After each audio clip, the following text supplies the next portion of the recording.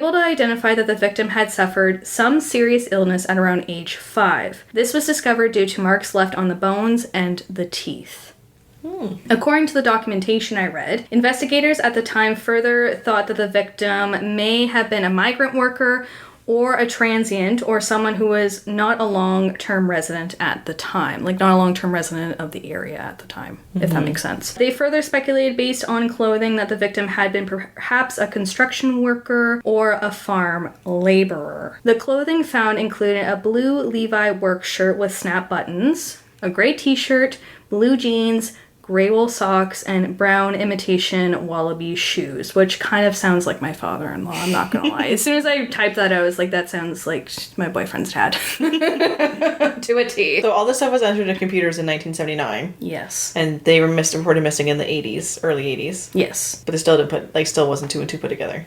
You would be correct. Okay. Furthermore, they came up with further characteristics, such as the victim being of medium build, being right-handed, and having dark hair. At this point, though, there was still no confirming information as to who Septic Tank Sam was. I know we know that it's Gordon because, like, why else did I introduce him earlier on other than he's, the person, unfortunately. It is. But at the time of the case, like, when all this was going on, people were baffled. No one knew who this person was. No one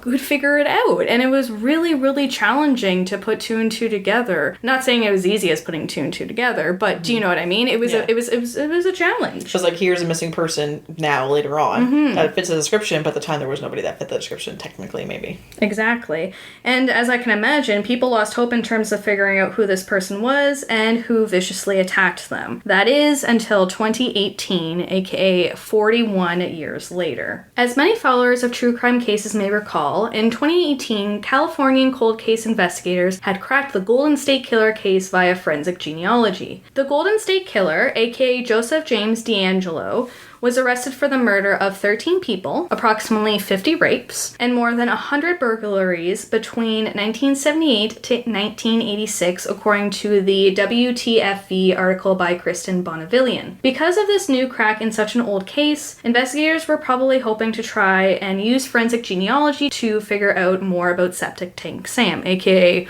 who is it? Jumping then to 2019, the Alberta RCMP Missing Persons Unit had sent a partial DNA profile to the new genealogy database. However, unfortunately, this seemed to have no luck in terms of figuring out who Septic Tank Sam was. But then, in 2020, the partial DNA evidence was sent to Othram Inc., which is based out of Woodlands, Texas. When Othram Inc. had received it, they faced a challenge in exploring this DNA due to there being bacteria in it, with only a small amount of DNA actually being found in it. Yeah, so it didn't look good off the hop. No, a little contaminated. However, they were able to work with what they were able to get and were able to create a new DNA profile and further connect with a potential living relative based off of this profile. Testing against potential familial DNA was done in August of 2020, with results coming in October of that same year. There was a match, which meant that Septic Tank Sam was now identified as Gordon Sanderson. Family of Gordons, including a daughter, were notified that after almost 40 years, Gordon had been identified as the former known Septic Tank Sam, which is huge. Like, could you imagine after 40 years being told, like, oh, by the way, this is your family member? Yeah, and her being such a big case at the time when it was like, everyone was mind-boggled of who he was. They're like, oh, it was him. And I mean, on one hand, too, we're in such a society that hyper focuses on true crime. I mean, look how many true crime podcasts are out there. Not being trying to copycat, but yes. Yeah, there's so much crime. There's so many, it's I think it's easy to kind of lose hope whenever time goes by because new cases are coming every single day, right? Yeah. And I can imagine for his family members, they might have just lost hope and might not have really thought that anything was going to come out of this former missing persons case, right? After so long, especially. Exactly, but now they know it's him. However, there's still more questions. Yes. Yeah, so as of today's episode release, it is unclear who murdered Gordon and why. In a public release from the Alberta RCMP located on their YouTube channel, investigators suspect that the murderer or murderers may have known Gordon personally. I mean, it's a pretty brutal case, and I'm not a criminologist by any means, shape, or form, but I know my way around a true crime episode. I don't know. I know some things, is what I'm trying to say. Yeah, but unless you have a weird signature of ways of doing all those things to multiple people for no reason, okay. But otherwise they know them. Like, it's a very intimate, brutal crime to not know who they were. Exactly. To have the shooting and everything else that happened to them. Yeah, that makes me think that I back up what the RCMP is saying. Like, I understand their thought process of this had to have been personal. That's where I'm coming from. It's a very elaborate signature if it's someone doing something randomly. Yeah. They haven't seen before, obviously, to know. Or you'd see it after. Yeah, to see multiple of it. Yeah, especially if it was a serial killer, which I don't know. It's hard to say. I mean, no case has been ever connected to Gordon's case, so it's I think this was a single act. But let me get into this a bit further. Further speculations point that perhaps they were associates that may have been part of a criminal group within the Edmonton area that perhaps Gordon used to kind of run with, because I mentioned earlier, he did have some legal troubles prior to. We don't know what exactly. I don't know what he was up to, and I don't want to sit here and speculate. But yeah, it's been documented that he was involved with some not great people, and, you know, he had some interactions with the law, right? So it could be that maybe some kind of retaliation or something. Maybe he tried to get out of it, right? You never know.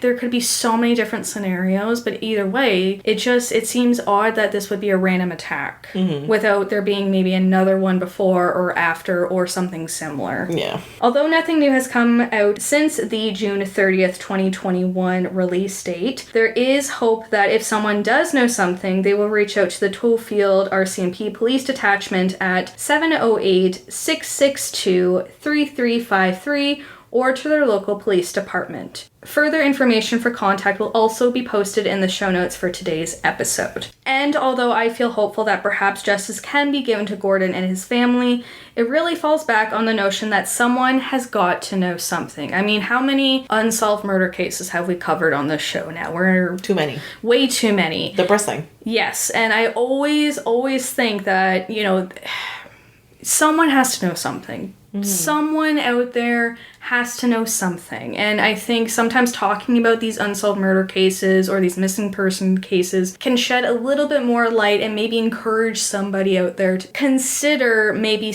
coming forward with that information. I know we have a huge listening variety right now, but if maybe our podcast gets that one person that knows, knew something that thought it was so small, they're like, oh wow, I should let someone know or something. Yeah, like, oh, I remember, I've seen this person before. I used to see Gordy, you know, I saw him before and he was it's that kind of information that could lead to another tidbit of information. We gotta follow the breadcrumbs to get to the final destination. I don't remember that story. The loaf of bread. The loaf of bread. Thank you, Christy. This is why we have a podcast. We fit in each other's sentences.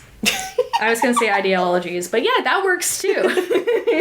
But yeah, hopefully if you're listening and you're from the Alberta or even Manitoba area, or just anywhere, let's be real, if you're from anywhere and maybe you've heard of this case before, maybe a family member mentioned it to you or what have you, maybe talk to them. Bring up the case. Talk to them about it. The more you talk, the more exposure, the more maybe something will happen. Yeah, exactly. I just hope that, whoever knows something doesn't take another 40 years to make their move and maybe help shed more light on what happened to Gordon. And I hope the Sandersons, along with friends and family of Gordy, are doing well and can someday get the answers that they deserve. So that is the case of Gordon Sanderson, aka formerly known publicly at one point as Septic Tank Sam. Yeah. So without further ado, I think it's time to shout out my resources. So shout out to the Canadian Encyclopedia for their coverage on the 60s scoop on June 22nd, 2016. Big ol' thank you to CBC for their news article. Man whose burned body was found in septic tank on Alberta farm, identified by DNA 44 years later by Rona Saeed on June 29th, 2021. The Canadian Unsolved Crimes website, which that information was posted on June 6, 2013. The WFTV, which I feel like at one point I put WTF. So my sincere apologies. I swear I do edit my notes. From the what the fuck? Yeah, but that'd be a lot cooler of a name, I'm not gonna lie. But anyways, whichever your name is. WFTV 9 ABC article. Septic Tank Sam, Canadian police ID victim of 1977 torture murder using DNA. Genetic genealogy by Christelle Bonnevillian on July 1st, 2021. The unidentified wiki page, the YouTube video, Alberta RCMP, historical homicide update, Sanderson, 2021-06-30, uploaded by user RCMP GRC Alberta on June 30th, 2021. And finally, last but absolutely not least, thank you to the Medium article for their coverage called Gordon Sanderson, The Tragic Murder and Identification, by Natasha Mullins on August 17th, 2021. And I will put all of the resources in our episode notes for today, but it's my time to shut up. And my time to shine. Exactly. So Christy, hit us with all of the good information you do at the end of every episode so people know how to support the show. They know where to say hi and where they can just kind of follow along. Yeah. So, our lovely audience we have going on here, as always, where to find our show, which you know where because you're listening to us. You're already listening, but in case you wanted a different option, we have Apple Podcasts. You can listen on there if you aren't already. It's a great place to give reviews, give some ratings, give stars, gives us a little more exposure. Yeah, there's a weird way that Apple Podcast does like their algorithm. Their algorithm, basically. So the more ratings and reviews we get, the more we get kind of pushed into the charts and into kind of more of the spotlight, which we would like, because you know what, I'm just gonna say it, we work hard. I get to my own horn, but I enjoy our episodes. Yeah, and obviously you are, if you're still listening at this point, and if you are, my god, find a hobby. No, I'm kidding. But find a hobby that's not our hobby? Oh, okay. No. But yeah, it's a really good way to support a podcast for free, even if you don't leave a rating or review for our podcast. If you want to support your favorite show, that's how you do it for free. And we would like if you do that for us. So yeah, Apple Podcasts, 5 stars. We're great. So other than Apple, we got Spotify, Google Podcasts, Good Pods, and many other ways for you to listen to shows, as I'm sure you already know. Also, other ways to support us for free is on our different social media pages. So TikTok, Twitter, Facebook, Instagram. And that's it.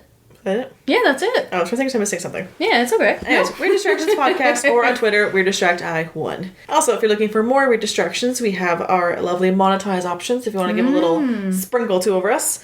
So go on to our Patreon page. You can go in, again, searching Weird Distractions on there. We have 2 tiers. Yes. The different tiers include different things. Yes. Bonus content, some stickers, some little cards. Lots of good stuff on there. Yeah, exactly. And we have monthly bonus series. So we have the Weird Spam series, which is a hoot. I love it. But essentially that series is where I, Alex, and sometimes Christy, if she can join.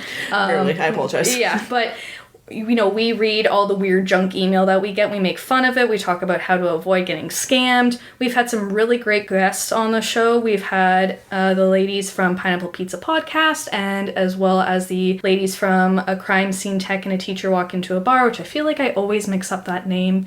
My apologies. I am so sorry, ladies. But yeah, we've had them on for Weird Spam. I always end up sweating because I'm laughing so hard. So it's always a good time. It's always a good time. And that's for our top tier folks. So if you want to get that, you go on Patreon. Yeah, $5 a month USD, baby. Hit us up. And I'm going to shout out right now to the lovely patrons that we do have right now. Yeah. So, Tom, Bailey, Angela, and Johnny Boy.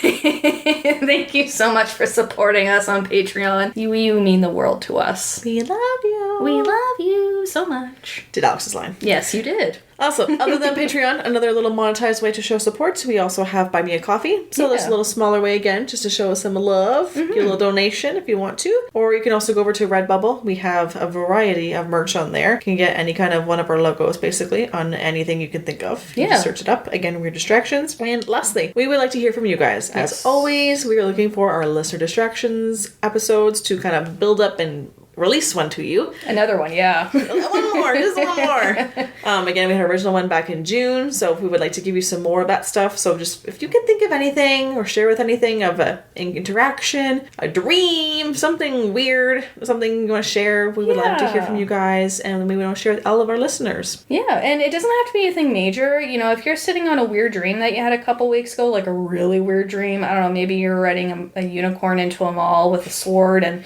you're, you know, stabbing pineapples. I don't freaking know. Whatever you were doing or whatever you think is weird in your books, email it our way. As long as it's not, you know, disturbingly graphic, I will read it. Or we'll censor it, but it depends. Yeah. Yes. and you know,